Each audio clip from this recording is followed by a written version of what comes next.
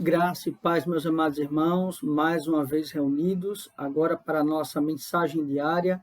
Louvamos ao Senhor que Ele tem nos concedido a tecnologia e podemos achegar até os amados irmãos com a palavra de ânimo, vigor, coragem e esperança da parte do nosso Deus.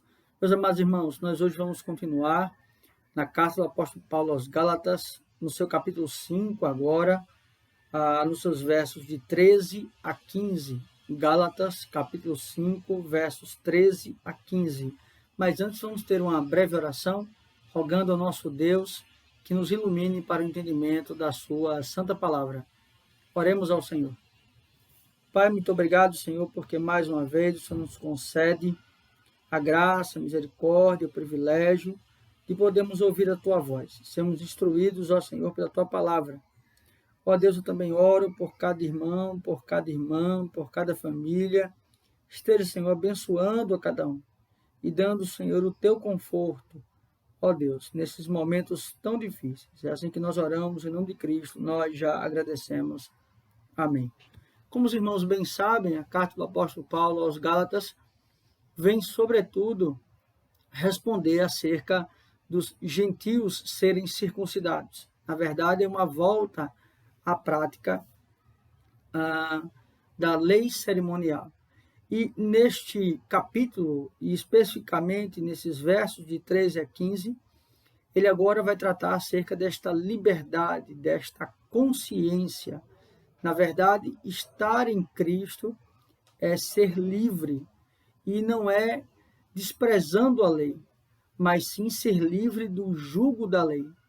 E essa consciência traz também uma liberdade de não ser mais atraído pelas vontades da carne, mas sim pela vontade do Espírito. A partir do verso número 13, diz assim a palavra do Senhor: Porque vós, irmãos, fostes chamados à liberdade, porém não useis da liberdade para dar ocasião à carne. Sede antes servos um dos outros pelo amor. Perceba que aqui, então, ele trabalha essa ideia de liberdade. Essa liberdade para não ser usada como libertinagem, né? Porque vós fostes chamados para a liberdade. Esse chamado aqui não é um convite, mas é um chamado de uma convocação. Ou seja, no ato regenerativo eu fui chamado, eu fui atraído por Deus, eu fui intimado por Deus a estar em sua presença. E este chamado, fomos chamados à liberdade. Que tipo de liberdade? Liberdade de consciência.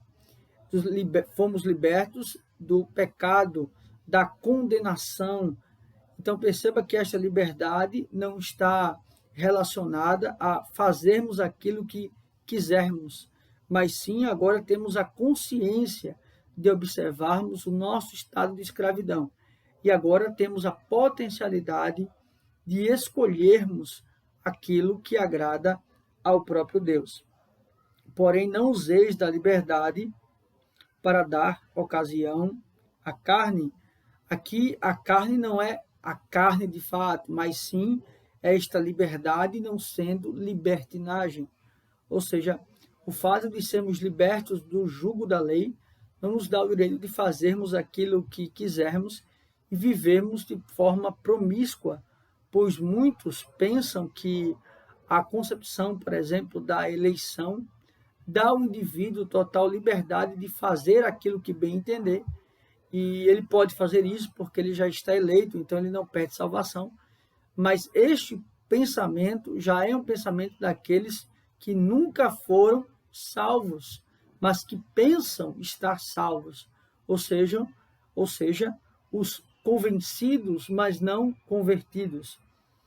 E ele continua ainda por essa questão, verso 14: porque toda a lei se cumpre em um só preceito, a saber, amarás o teu próximo como a ti mesmo.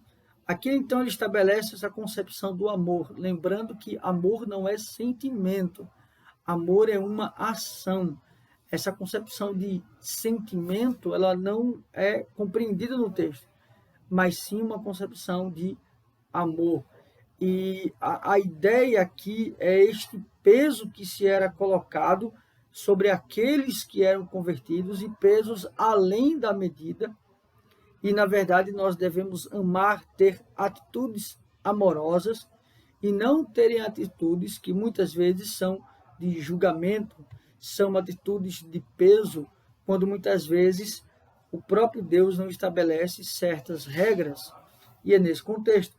Verso 15: se vós, porém, vos mordeis e devorais uns aos outros, vede que não sejais mutualmente destruídos. Ou seja, aqui ele vem uma concepção de que aqueles que se autodestroem, na verdade, aqueles que destroem uns aos outros, e aqui é uma crítica àqueles que julgavam os outros irmãos pela não circuncisão ou não observarem o peso da lei. Na verdade, eles estão destruindo o próprio corpo, ou seja, é como se uma mão ela fosse ao encontro do próprio ouvido ou do próprio olho e buscasse destruí-lo. Perceba que nós somos membros de um só corpo, nós somos uma unidade e nós não podemos nos autodestruir como corpo de Cristo. Portanto, meus irmãos, há algumas reflexões importantes é que nós, primeiramente, precisamos compreender que a liberdade em Cristo não é a ausência de lei, não é a ausência da observância da lei, mas sim é entender que esta lei não tem poder condenatório sobre nós. E mais ainda, a liberdade de consciência também nos chama a ser muitas vezes aquele que se priva de algo lícito em detrimento do outro irmão. E uma outra concepção é que nós devemos ter sempre a mentalidade de um corpo, de uma unidade. E muitas vezes nós estamos destruindo uns aos outros, julgando uns aos outros, e nós devemos evitar esse tipo de comportamento. Que Deus assim nos abençoe, que Deus os faça cada vez mais perseverar na sua santa palavra. Vamos orar ao Senhor mais uma vez, encerrando essa breve reflexão. Santo, eterno, bondoso e maravilhoso Deus, graças te damos pela tua palavra. Obrigado, Senhor, por cada irmão, por cada irmã.